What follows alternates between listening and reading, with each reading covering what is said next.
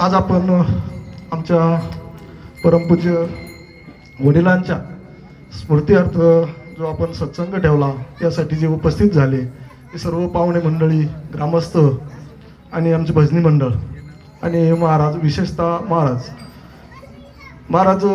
मला जर म्हणजे आमच्या वडिलांचं ज्या वेळेला हे द्वितीय स्मरण पुण्यस्मरण ज्या वेळेला करायची इच्छा झाली आमच्या घरातील मंडळींच्या, म्हणजे तसं भूषण म्हणून सांगत नाही पण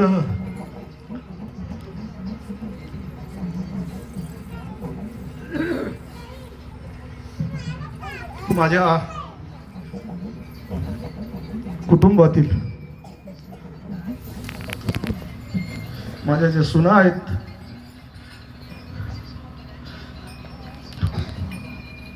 यांनी सुचवलं की आपण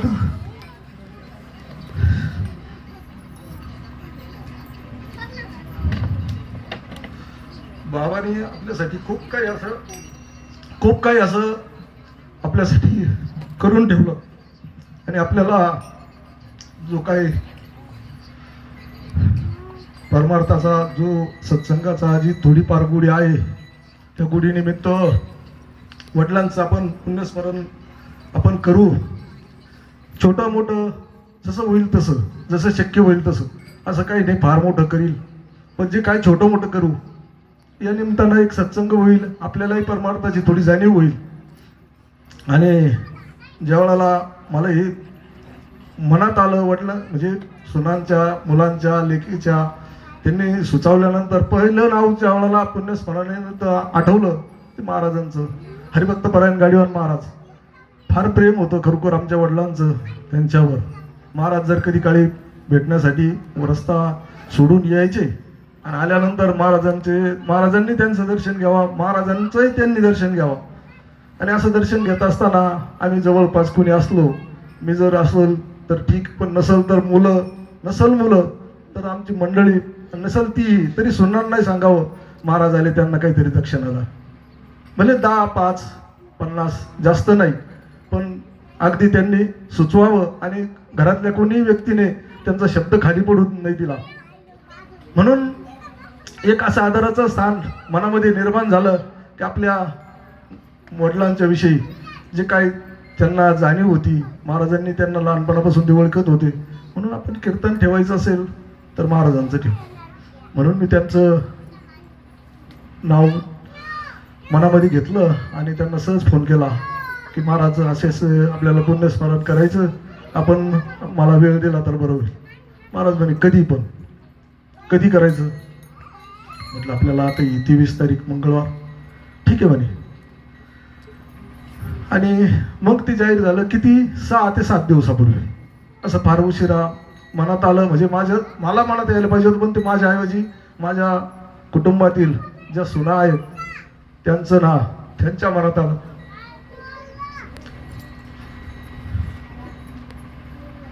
आणि वडील तसे 60-65 वर्ष त्यांनी चांगल्या प्रकारे प्रपंच केला आणि जे वयाच्या उत्तरार्धात 40-45 वर्ष अक्षरशः अगदी विरक्त झाले की जे कुटुंबात ज्यांनी कधी संसारच केला नाही अशा एक प्रकारचं त्यांचं वातावरण झालं. अगदी सायंकाळी 4 वाजता जेवण करायचं, पांडुरंग मंदिरात जायचं, तिथंच रात्री हरिपाठ व्हायचा, कधी जागर व्हायचा आणि तिथंच झोपायचं. सकाळी 8 वाजले 7 वाजल्यानंतर सकाळचा काकडा होऊन त्यांनी वस्तीकडे निघायचं. वाटेत रस्त्याने ज्या वस्त्या लागतील त्यांनी या बोलवायचं, नाना या चहा घ्या. नानांनी तिलाच तोंड धुवायचं आणि तिलाच चहा घ्यायचा. असं करता करता 9-9:30 वाजायची वस्तीवर यायला. आणि जे असल घरामध्ये जे भाजी भाकरी जी असल अगदी म्हणजे कुठल्याही न आडेवेडे न घेता अगदी मनमोकळेपणाने त्यांनी ती जेवण करायचं. पुन्हा नामस्मरण करण्याकरता जो पार होता आमचा बेलाचं झाड, औदुंबराचं वृक्ष, पिंपळाचं झाड, त्या ओट्यावर बसायचं आणि आपली माळ जपायची. आजही ती मूर्ती डोळ्यापुढे येते. आणि त्यामुळं मनामध्ये जी महाराजांनी अभंग घेतला तो अभंग कदाचित आम्ही आमच्या अंतकाळी पूर्वजन्मीच्या घेतला, मनात आला असेल कधी का मला चांगल्या घरी चांगल्या सत्संगाच्या वडिलांच्या पोटी जन्म व्हावा. आणि मी खरोखर माझ्या वडिलांचं मला अभिमान आहे, माझं भाग्य होतं की माझ्या वडिलांनी आमच्यावर संस्कार केले. आमचे मुलं बाळं व्यवस्थित. शेवट जेवढाला आम्ही त्यांना नाना म्हणायचो, पण मला मुलं झाली, मुलं बाबा म्हणायला लागले, आम्ही सगळे बाबा म्हणायचो. आणि मग बाबा म्हणत असताना बाबांनी शेवट हे 2-3 वर्ष तर नंतर इतके विरक्त होते की त्यांना न कपड्याचे कधी काय हाऊस, न कधी कुठं प्रवासाचे काही हे, तीर्थयात्रा केल्या, सगळं काही जे ह्याच्या म्हणजे 6-7 वर्षापूर्वी. शेवटचे 3-4 वर्ष कधी जावई आले असेल भेटायला, कधी मुलगी आली असेल, नाना चला ना आमच्या घरी. नाही, आता मी भरपूर यात्रा केल्या, भरपूर तुमच्याही घरी आलो. आणि प्रत्येकाचं त्यांना असं नव्हतं आमचं घरच. अक्षरशः कधी तान्या बापू जाधव असेल, त्यांची मंडळी गेली आपल्यातून, पण मला आठवतं तिने कधी जर रस्त्याने नाना चालले असतील, नाना या चहा घ्या, आंघोळ करा इथंच. नाना म्हणायचे नाही मी गार पाण्याने सगळी केली. नाही, तुमचं थोडंसं वास्तव गांग ठणकत असेल, तुम्ही गार पाण्याने आंघोळ करता, थंडी आहे, आंघोळ करा माझ्या घरी. तेव्हा नानांनी कधी असं आपलं परकम आणलं नाही. रस्त्याने निघत असतील, आमच्या वाटाच्या ज्या वस्त्या होती त्या वस्त्यावर प्रत्येक ठिकाणी आसाराम भाऊजी, नर्मदाबाई सौभाग्यवती त्यावेळेला होत्या, आणि त्यांनी कधी बोलावं, नाना या, ताक तरी घ्या, दही तरी घ्या. त्यांच्या घरात ताक आणि दूध कायमचं असायचं. त्यांनी कधी नानाला एक पेला भरून, ग्लास भरून ताक द्यावं, कधी दही द्यावं, कधी दूध द्यावं असे. पण त्यांनी कधी असं नाकार कधी कोणाला दिला नाही, मला हे नको, मला ते नको. आणि त्यामुळं शेवटच्या 4 वर्षामध्ये आम्हाला ज्यावेळेला त्यांचा अंतकाळ जवळ आला, त्यांनाही अंदाज आला असेल का आता आपलं फार आयुष्य झालं, अगदी दीर्घ आयुष्य जगले.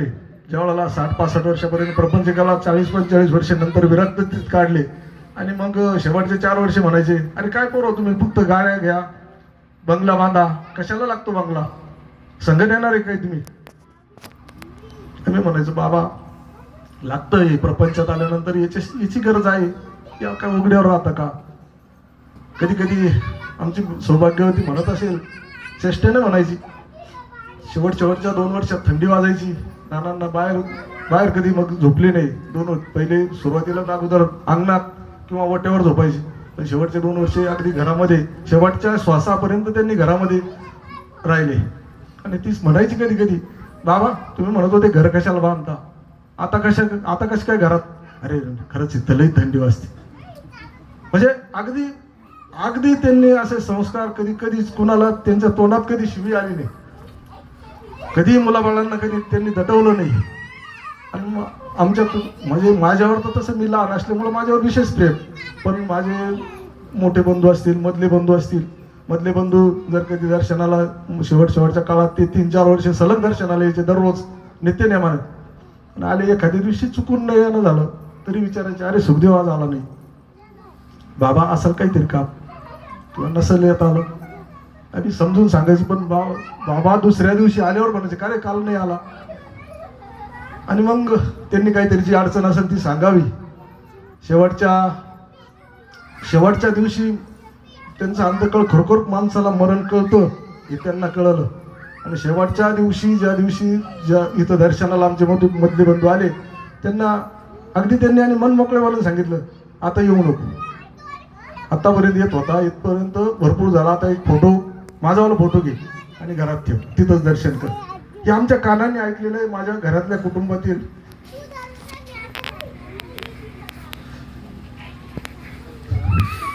सर्व सदस्यांनी ऐकलेलं आहे. म्हणून त्या पुण्यात्म्याचं एक स्मरण व्हावं, एक त्यांचं उदाहरण माझ्या परतोंडापर्यंत राहावं म्हणून हा सत्संग. नाहीतर याची काही तशी पाहिजे आवश्यकता नाही. आज हे बरेचसे लोक करत नाही. महाराजांनी सांगितलं, मी सत्संग हा मोठ्यापणा मिरवण्यासाठी केला नाही. मला फक्त माझ्या वडिलांची आठवण आमच्या कुटुंबात, बाकी लोकांना राहू न राहू, पण माझ्या कुटुंबात 3 व्यक्तीला राहावं यासाठी मी 8 तास केला. आणि महाराजांनी छानसं यावर आपलं चिंतन मांडलं. महाराजांची मी याबद्दल ऋणी आहे की खरोखर त्यांनी वेळ दिला.